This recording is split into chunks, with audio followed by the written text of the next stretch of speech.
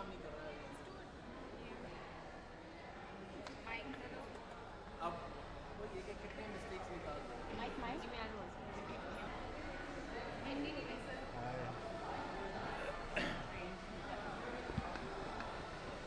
पकड़ लूँ, पकड़ना है। It's him now. I can step out. No, no, decide. You want to interview him also, no? No, no, because he's just come. No, that's क्या दोनों stereo में बोल रहा है? पूछिए। और आप सर बताइए कि एग्जैक्टली तो क्या हुआ, क्योंकि हमने तो देखा नहीं है, तो अंदर क्या सेशन हुआ है उसके बारे में हमें कुछ बताइए।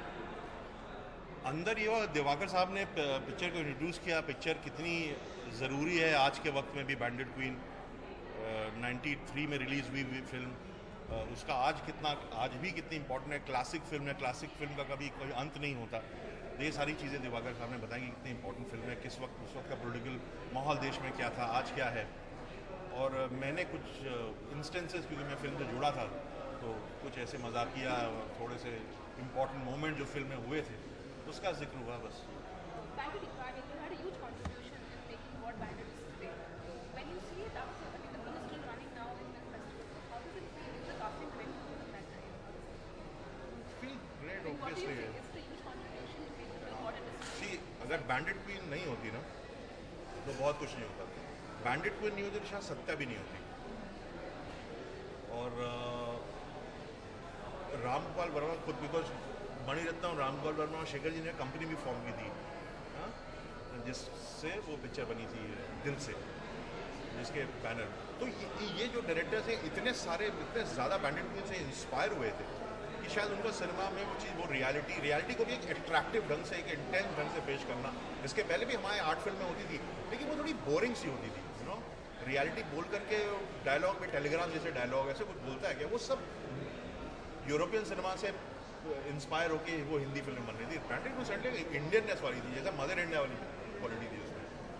तो बहुत सारी, मैं 5 सिंह तोमर नहीं बना पाता अगर बैंडेड क्वीन नहीं बनती। तो बैंडेड क्वीन का बहुत कॉन्ट्रीब्यूशन है, बहुत अच्छा लगता है। आज भी पिक्चर को देखने आ रहे हैं लोग। आपने सर कुछ वाक़या गिनवाए वहाँ पे, आपने कहा कि आपने कुछ ऐसी कोई चीज़ें हुई थी फिल्म के निर्माण की बात, उस एक आध चीज़ हमें भी सुनाइए ताकि फिर हम मीडिया को अंदर जानने में दिया जाता, आप यहाँ दोहरा दीजिएगा। उसमें ऐसा हुआ था कि उसमें एक जब फूलन देवी को दिखाया है कि पकड़ी गई है और टॉर्चर कर रहे हैं वो लोग, तो उसमें एक न्यूड वॉक है फिल्म में। तो वो कहते हैं उसका कपड़े उतारो और सबके सामने चलेगी, जो अभी भी होता है, अभी भी अभी भी होता है भारत में। तो हमने सोचा ये कैसे करेंगे, और तब तो VFX स्पेशल इफेक्ट्स वाला कोई टाइम था नहीं। तो हमने कहा ये तो गांव में चंबल में बीच में शूटिंग कर रहे हैं। मैंने कहा ये कैसे इम्पॉसिबल है, कैसे करेंगे ये। तो शेखर जी कहते मैं तो करूँगा, मुझे चाहिए। तो हमने कहा ठीक है करते हैं। तो 2 कैमरा का करेंगे, शॉट लेंगे, और उनको छतों पे लोग खड़े, जूनियर आर्टिस्ट खड़े करवाए थे सब। मैं शॉट लेंगे, गाड़ी मिटाएंगे सीमा को, और जो डबल थी उसके जिसने किया था वो निकल लेंगे फट से सीधे। अब लेकिन शूटिंग का ये होता है ना, 1 टेक 2 टेक। लेकिन मैंने रियलाइज़ किया कि गांव वाले कुछ रिएक्ट ही नहीं कर रहे हैं, चुपचाप खड़े देख रहे हैं। वो ना ही कोई हंस रहा है या कोई मजाक उड़ा रहा है या कोई। जब शूटिंग में मैंने कहा बॉस कैसा था, कहता नकली है सब ये सब। मैंने कहा नकली है, कहता और कैसा प्लास्टिक है सब नकली। तो अच्छा है, बढ़िया नकली, क्योंकि हम उससे पहले शूटिंग कर चुके थे, एक्शन गोली वोली, तो वो देखते हैं किस तरह से गोली लगाते हैं, ब्लड लगाते हैं। तो उन्होंने देख लिया था गाँव वालों, ऐसे होता है। तो उनको लगा ये सब नकली है, तो बेचारों ने को रिएक्ट ही नहीं किया। तो हम लोग बच गए उस चक्कर में।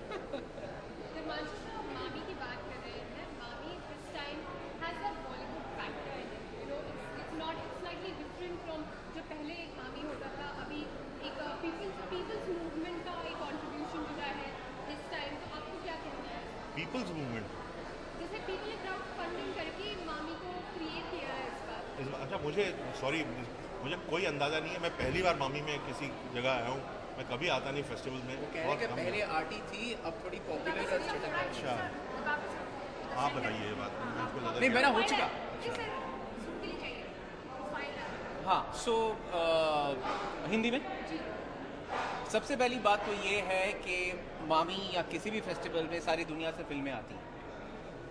अगर दुनिया से अलग अलग कोनों से अलग अलग तरीके की फिल्में आएँ और भारत के दर्शक या बम्बई के दर्शक उन फिल्मों को देखेंगे, तो दर्शकों का दिमाग, उनकी आंखें, उनका दिल सब बड़ा होगा। उससे क्या होगा कि हम और तरीके की फिल्में बना पाएंगे जिनको दर्शक देखेंगे और हमको उसके पैसे मिलेंगे। सबसे पहली बात है कि फेस्टिवल को कैसे भी हम लोगों के बीच में प्रमोट करें, उससे कोई परहेज़ नहीं करना चाहिए। बल्कि बहुत अच्छा है कि कोई फेस्टिवल आर्टी नहीं है या ब्यूरोक्रेट या गवर्नमेंट कंट्रोल्ड नहीं है। यहाँ पे दरवाजे नहीं लगाए हुए कि आप यहाँ पे घुस सकते हैं, यहाँ पे वीआईपी घुस सकता है, वहाँ पे वीवीआईपी घुस सकता है, आप नहीं घुस सकते। ऐसी कोई यहाँ पे दरारें नहीं है, कोई बैरियर्स नहीं है इस फेस्टिवल में। ये इस फेस्टिवल की सबसे बड़ी खूबी है, ताकि लोग आराम से पॉपकॉर्न खाते खाते दुनिया का बेस्ट सिनेमा आके देखें, पॉपकॉर्न खाते खाते घर जाएं, और कल को मैं कुछ बनाऊं तो मुझे थोड़ी सी जगह मिल जाए कुछ बनाने की। फेस्टिवल्स का यही अहम रीज़न होता है, ताकि दर्शकों को डायरेक्टर्स के साथ, नई तरह के सिनेमा के साथ एक रिश्ता बन जाए दर्शकों को।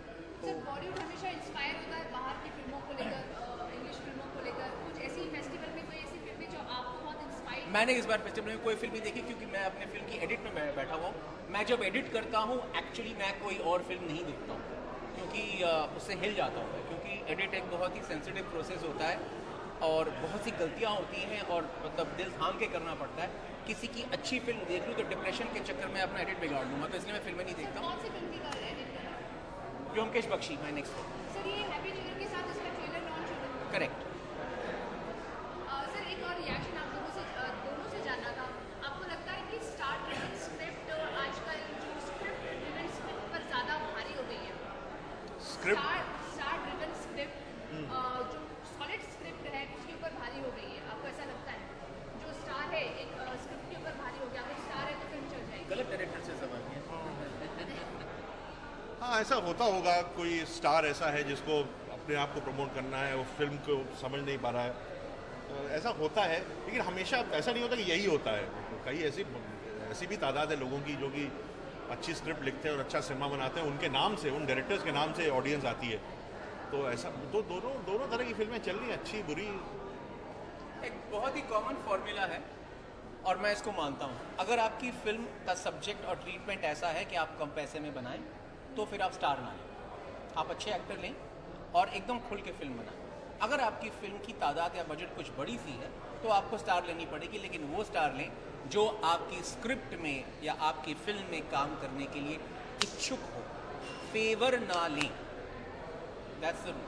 हिमांशु सर, इरफान सर के साथ आप दोबारा कहानी जो साइन हुई है उसके बारे में मुझे बताना चाहिए। आज यारा के बारे में। यारा में इरफान नहीं है।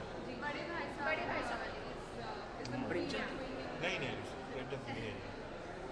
यारा आप प्रोड्यूस कर रहे थे साथ में, एंड दैट डिडंट सॉर्ट। पहले ये था कि उस यारा is a story about 4 friends, और एक बहुत बड़ा टाइम है, मतलब 40-50 साल का, बचपन से लेकर 50 साल तक होते हैं, उनकी ज़िंदगी की कहानी है, ड्रामा है, बिट्रेल उस तरह का चक्कर है। तो पहले हमने सोचा था कि यंग रोल्स कोई और करेंगे, ओल्डर रोल्स कोई और करेंगे। तो अपने यंग रोल्स में ये अमित साध और विद्युत जामवाल और ये सब हैं, श्रुति हसन। और ओल्डर मैंने सोचा था कि इरफान करेगा, मनोज करेगा, मैं करूँगा, ये सब सोचा था। लेकिन रियलाइज़ किया क्योंकि यारा is a remake of a French film, उस फ्रेंच फिल्म में भी यही था कि यंगस्टर्स कोई और थे, ओल्डर को कनेक्ट करने में बहुत प्रॉब्लम हो रही थी कि अच्छा ये उसका बुढ़ा है, ये उसका बुढ़ा है। तो हमने डिसाइड किया कि उन्हीं एक्टर्स से ओल्ड था कि एक इमोशनल कनेक्ट बना रहे, तो डिसाइड किया कि बड़े लोग नहीं रहेंगे, तो इरफान लोग को हटा दिया। न्यूज़पेपर वालों ने स्पेकुलेट किया कि मेरी इरफान का झगड़ा हो गया। मेरा फिल्मी कनेक्शन दोस्त थोड़ी मेरा, वो बचपन का दोस्त है वो।